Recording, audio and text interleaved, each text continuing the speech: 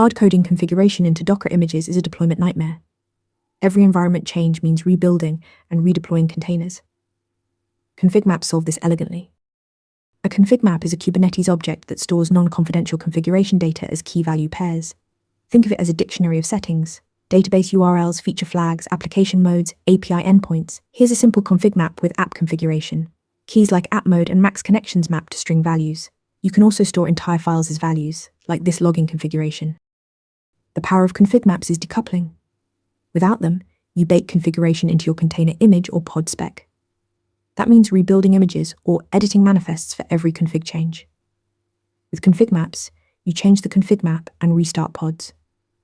Same image, new behavior. This separation makes your deployments portable across dev, staging, and production. Pods consume config maps in 3 ways. First, as environment variables. Kubernetes injects the key value pairs into your container's environment. Second, as command line arguments, you reference config map values when defining the container command. Third, as mounted volumes. The config map appears as files in a directory inside your pod. The volume mount approach is powerful for config files that your app reads at runtime. 2 important constraints.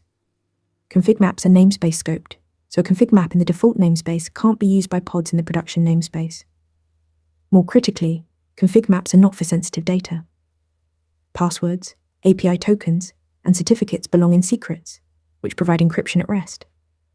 Config maps are plain text and visible to anyone with read access. Config maps externalize configuration, keeping your container images clean and your deployments flexible. Use them for config, use secrets for credentials. Want to nail questions like this in your next interview? Interview Mentor gives you hands-on practice with real questions.